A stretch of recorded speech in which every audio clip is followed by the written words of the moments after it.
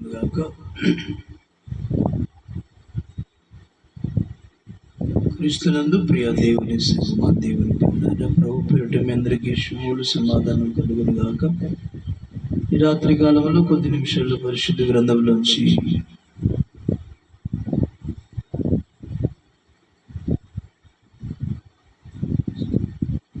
దేవుని వర్తమానాన్ని ధ్యానించుకున్నాం.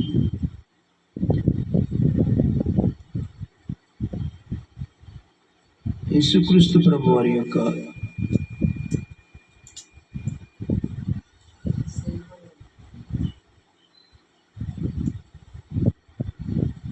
ఆయన జన్మము ప్రత్యేకమైంది.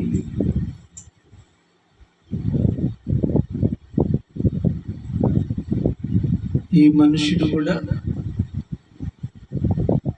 అలాగా జన్మించింది.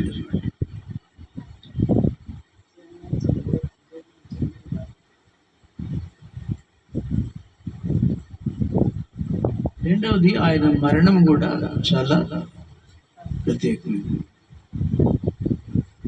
ఎందుకంటే మనుషులందరూ పాపం కోసం చనిపోతారు, ఆయన మాత్రం పాపం కోసం చనిపోయాడు. మూడవది ఆయన పునరుద్ధానం కూడా చాలా ప్రత్యేకమైంది. ఎందుకంటే అందరూ చనిపోతున్నారు కానీ ఎవరు తిరిగి లేచిన వారు లేదు. కాబట్టి ఆయన ఒక్కరు మాత్రమే మరణాన్ని, సమాధిని, ముద్రను, ప్రభుత్వాన్ని, అధికారాన్ని జయించి తిరిగి లేచిన, సాతానుని మరణపు ముళ్ళును విరిచి తిరిగి లేచిన. కాబట్టి ఆయన యొక్క పునరుద్ధానం కూడా ప్రత్యేకమైనదని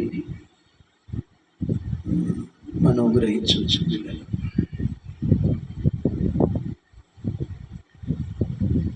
తర్వాత ఆయన తిరిగి లేచిన తర్వాత ఆయన వెళ్ళిన ఆరోహణమైనటువంటి విధానం కూడా చాలా ప్రత్యేకమైనది. ఈ లోకంలో ఎవరు కూడా ఎక్కి వెళ్ళిన వారు, ఆయనే పరలోకం నుంచి దిగి వచ్చినట్ట ఆయన ఒక్కడు మాత్రమే పరలోకానికి ఎక్కి వెళ్ళినటువంటి సర్వశక్తి కలిగినటువంటి వాడు. కాబట్టి ఆయన యొక్క ఆరోహణం కూడా చాలా ప్రత్యేకమైనది. నాలుగవది ఆయన యొక్క రాకడు కూడా చాలా ప్రత్యేకమైనది. మొదటి రాకల్లో ఆయన గొర్రెపిల్లలాగా వచ్చాడు. రెండవ రాకల్లో ఆయన రెండో రాకల్లో రెండు దశలు ఉన్నాయి. ఒకటి మధ్య ఆకాశానికి వచ్చే దశ ఉంది. అప్పుడు బోరుతో ఆయన దూతలతో మధ్య ఆకాశానికి వస్తాడు. ప్రత్యేకంగా దాన్ని ఏర్పరచుకున్నటువంటి పరిశుద్ధులను తీసుకుని కొనిపోతాడు. అది రెండు రాకల్లో మొదటి దశ. రెండవ దశలో అయినా కొదమ సింహంలాగా వస్తాడు. సింహగర్జన చేసుకుంటూ ఆయన ఒలివల కొండ మీదకి దిగి వస్తాడు. కాబట్టి ఆయన రెండవ రాక కూడా చాలా స్పెషల్, ప్రత్యేకమైనది. అలాగే ఎవరు మరి ఆకాశ మేఘరుడి వచ్చిన వారు ఎవరు లేరు. అక్కడ మరలా తన పునరుద్ధరణి తిరిగి లేచి ఒలివల కొండ మించి ఎక్కి వెళ్ళిన వారు లేరు. చనిపోయి తిరిగి లేచిన వారు లేరు. పాపం కోసం మరణించిన వారు ఉన్నారు, కానీ పాపుల కోసం మరణించిన వారు ప్రభు అయిన క్రీస్తు వారు.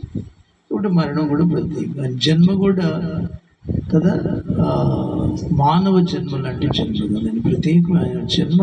పుట్టాడు అంటారు కానీ చాలా అధ్యాయాలలో బైబిల్ గ్రంథంలో ఆయన ప్రత్యక్షమయ్యాడంటారు. వచ్చాడంట, ఆయన ప్రత్యక్షతలు ఇచ్చాడంట, అందరు కనిపించాడు. అరుణోదయ దర్శనం అనుగ్రహించిన లోకాసు వార్తలో కూడా చూస్తారు. సశరీరుడిగా ఆయన వచ్చాడనేటువంటి లేఖనం, క్రీస్తు ఈ లోకానికి పుట్టాడనే లేఖనం. మానవుడిగా జన్మించాలి, మనిషిగా రావాలి కాబట్టి ఆయన కన్నిమేరి గర్భంలో ఆయన ఉద్భవించాడు. ఒక శిశువుగా ఆయన ఉద్భవించాడు. కాబట్టి ఆయనకు ఆ పుట్టుక కూడా చాలా ప్రాముఖ్యమైందని అంది. దేవునికి మహిమ కలుగుతుంది. ఆ రీతిగానే ఈ రోజున మనం ధ్యానించే ధ్యానాంశంలో పునరుద్ధానము కదా. ఏంటంట? యేసుక్రీస్తు ప్రభువారు 6 గంటల వేళ ట్రయల్కి తీసుకెళ్ళారు. అన్నయ్య, అన్న, కైప వాళ్ళ యొక్క పర్యవేక్షణలో తర్వాత పిలాతు యొద్దకు తీసుకెళ్ళారు. ఇలాగా పిలాతు యొద్ద కేకలు వేశారు, సిలువేమో సిలువేమని కేకలు వేశారు. ఎందుకు వేయాలి, ఈయన ఎందుకు ఏ నేరం లేదు కదా అని చెప్పేసి పిలాతు వారితో అన్న, నేరం మాకేం కనిపించట్లేదు కాబట్టి ఎందుకు ఈయన్ని సిలువ వేయాలని అడిగితే, లేదు లేదు అని కేకలు వేశారు, కేకలు వేయించారు. వారి కేకలే గెలిచిన లేఖనం ప్రకారం 9 గంటలు వెళ్ళినప్పుడు ఆయన సిలువ మరణానికి అప్పచెప్పారు. గొల్గొతా కొండ ఆ యొక్క ప్రాంతంలో ఉన్నటువంటి ఉన్నటువంటి గొల్గొతా అనేటువంటి ప్రాంతంలో కపాల స్థలంలో ఆయనను సిలువ వేశారు. ఆయనతో పాటు కూడా 9 గంటలప్పుడు ఇరువైపులా 2 దొంగలను, నేరం చేసిన దొంగలను సిలువ వేశారు. ఆ సిలువలో ఆయన 9 గంటల నుంచి 3 గంటల వరకు వేలాడాడు. 3 గంటల సమయంలో ఆయన చనిపోయాడు. 9 గంటల నుంచి 12 గంటల వరకు దైవ జీవ సందేశం 3 మాటలు ఇచ్చాడు. ఆ తర్వాత 12 గంటలు వెళ్ళినప్పుడు భయంకరమైన కట్టిగా చీకటిగా మారిపోయి సూర్యుడు అదృశ్యుడయ్యాడు. ఆయన సృష్టికర్త యొక్క శ్రమను చూడలేదు. కటిగా చీకటిగా మారిపోయింది. ఆ చీకటిలో కూడా ఆయన ప్రభువారు తన పిల్లల కోసమై జీవ సందేశం 4 మాటలు మాట్లాడినట్లుగా అమూల్యమైన ముత్యాలు. లోకమంతా కూడా ఆ మాటలను ధ్యానించేటువంటి దినాలు. కొండ మీద ప్రసంగంలో ఎలాగా ప్రభువారు బోధించినప్పుడు ఆ ధన్యతలను ఎలాగా ప్రపంచం అంతా తీసుకుంటుందో, వాల్యుబుల్గా ఆ ధన్యతలను కదా ఆస్వాదిస్తుందో, నేర్చుకుంటుందో, అలా జీవించాలని కోరుకుంటుందో, అలానే క్రీస్తు ప్రభువారి సిలువలో పలికినటువంటి 7 మాటలు కూడా అంత ప్రాముఖ్యమైనవి, విలువైనవి. కాబట్టి ఆ మాటల్లో జీవ సందేశం ఉన్నట్లుగా దేవుని వాక్య భాగాలు మనం చూస్తున్నాం. అలాగా తన పిల్లల కోసం ఆదరణకరమైన మాటలు కదా ఆయన మాట్లాడినట్లుగా దేవుని వాక్య భాగాలు. మొదటి మాటలో తన ప్రేమను, తండ్రి ప్రేమను చూపించాడు, క్షమాపణను అనుగ్రహించాడు. 2వ మాటలో ప్రేమైన వాళ్ళరా కదా లాస్ట్ మినిట్లో కూడా దొంగకి రక్షణ భాగ్యం అందించాడు. అంటే నేను రక్షణ ఇవ్వగలిగిన, రక్షణ కోరుకున్న వారికి ఆయన రక్షణ అనుగ్రహిస్తాడని లేక, ఆయన ఒక్కరు మాత్రమే మానవాళిని రక్షించగలిగినటువంటి సమర్థుడు. అంటే భౌతికంగా ఆయన శ్రమను అనుభవిస్తున్న సిలువను ఆయన మోయాలి కాబట్టి, సిలువను సహించాలి, సిలువను భరించాలి, సిలువలో తన ప్రాణం ఇవ్వాలి కాబట్టి అప్పుడు ఆయన తను రక్షించుకోలేకపోయాడు, తన ప్రక్కన వారిని రక్షించలేకపోయాడు శారీరకంగా. ఎందుకంటే తను తండ్రి దగ్గర తీసుకొచ్చిన మాట సర్వమానవాళ్ళ కోసం ప్రాణం యాగం చేయాలి, బలియాగంగా మారిపోవాలి, క్రయధనముగా తన ప్రాణం ఇవ్వాలని లేఖనం ఉంది. కాబట్టి తను శక్తి లేనివాడుగా మిగిలాడు, శక్తి సంపన్నుడు కదా యేసుక్రీస్తు ప్రభువారు. వాని మరణంలోంచి తిరిగి లేపాడంటే ఎంత ఎంత ఎంత పవర్ కలిగినటువంటి వాడని అర్థం, ఎంత శక్తి కలిగిన వాడని అర్థం. 4 రోజులు పిలిపిన శవానికి జీవాన్ని ఇచ్చిన వాడు, ఎంత ప్రభావం కలిగినటువంటి వాడు. గ్రహించలేదా లోకం? సముద్రాన్ని శాసించిన వాడు కదా, గాలి తుఫాను నిమళమై వరకు అంటే ఆగిపోయింది. శక్తివంతుడు కదా, సముద్రం మీద నడిచి వచ్చినాడు తన పిల్లల కోసం 4 వచ్చాను. శక్తివంతుడు కదా, మాటతో స్వస్థపరిచాడు. శక్తివంతుడు కదా, బలవంతుడే. కానీ ఆ ట్రయల్ టైం వరకు, ఆ సిలువ శ్రమలో సమయం వరకు ఆయనే మౌనం దాల్చాడు. తన పిల్లల క్షేమం కోసం, రక్షణ కోసం, నరకం తప్పించడానికి కోసం, మరణాన్ని జయించి మరణ భూములను విరవడానికి కోసం ఆయన లేఖనంలో నెరవేరినట్లుగా ఆయన మౌనం వహించాడు.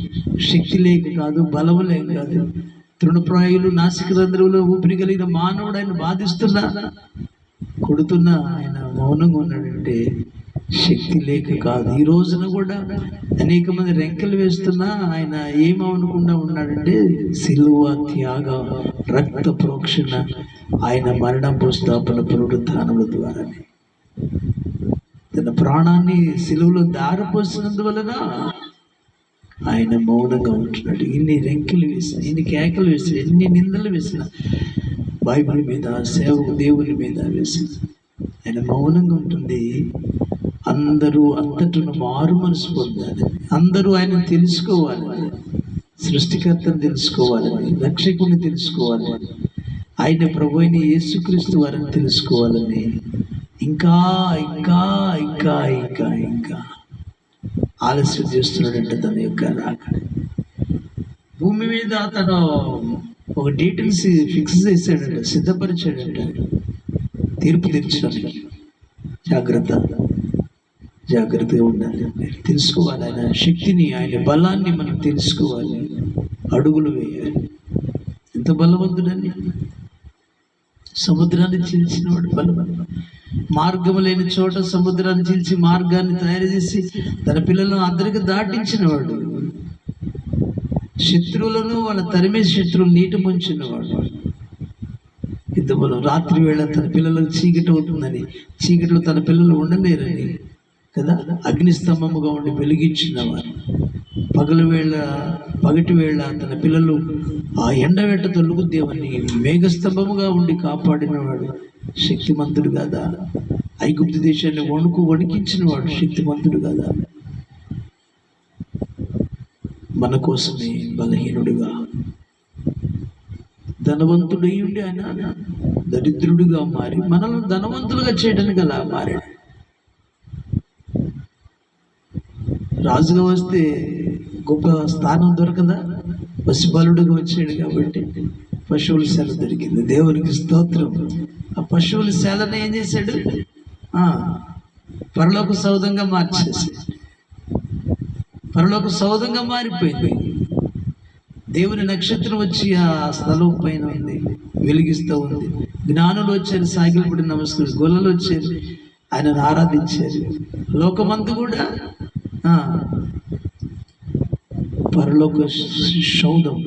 పరలోక సౌధంగా మారి ప్రపంచమంతా చెప్పుకునేటువంటి కదా అలాంటి స్థితి కలిగింది. రాజుగా వస్తే రాజ్యం కదా, రాజ టీవీగా ఉండలేదా? రాజభవనాలలో పుట్టలేడా? కాదు. దేవునికి మహిమ కలుగునుగా. శక్తిమంతుడే తను కదా మన కోసం బలహీనులైన భక్తిహీనులైన మన కోసం ఆయన చనిపోయాడు. బలహీనులైన మన కోసం ఆయన తన ప్రాణాన్ని ఇచ్చాడు. పాపులమైన మన కోసం తన ప్రాణాన్ని త్యాగం చేశాడు కదా. ఉగ్రత నుంచి రక్షించబడ్డం కోసం మన కోసం తన ప్రాణాన్ని త్యాగం చేసి తన ప్రియమైన వాళ్ళ బలహీనుడిగా మారిన గ్రహించలేకపోయింది లోకం. ఆయన కొట్టి హింసించింది, బాధించింది, సిలువేసింది. చంపుతున్నాం అనుకున్నారు, ఒక వ్యక్తిని చంపుతున్నాం అనుకున్నారు. ఆయన్ని మనం చంపలేమని వారికి అర్థం కాదు. ఆయనే తన ప్రాణం పెడుతున్నాడని కూడా చెప్పాడు. నా అంతటా నేనే నా ప్రాణం పెడుతున్నానని మాట్లాడాడు. దేవునికి మహిమ కలుగునుగా. ఆయన ప్రాణం ఇవ్వబట్టి సరిపోయింది. మీరు ఏం చేసినా ఆయనను ప్రాణం తీయలేరు. మంచిది ప్రియమైన వాళ్ళు. కాబట్టి 12 గంటలప్పుడు చీకటిగా మారింది. 3 గంటలకు తన ప్రాణాన్ని, తన ఆత్మను తండ్రి చేతికి ఇస్తూ కదా ఆయన ప్రాణం విడిచిన తర్వాత, చనిపోయిన తర్వాత మరుసటి దినము విశ్రాంతి దినం కాబట్టి ఆ శిలువ మీద నుంచి ఆ దొంగలను కానీ, ఆ శిక్ష వేసిన వారిని కానీ దించేయాలి. వాళ్ళు చనిపోకపోతే కాళ్ళు వెరగొట్టి చంపేస్తారు. కాళ్ళు వెరగొట్టుతారు, చచ్చిపోతారు. కాబట్టి 3 గంటలప్పుడు ఆయన చనిపోయాడని తెలిసి వారు ఆశ్చర్యపడ్డారు. ఇంత కొద్ది సమయంలో చనిపోయాడా అని అనుకున్నారు. 2 దొంగలను దించేసి వాళ్ళని కాళ్ళు విరగొట్టి చంపేశారు.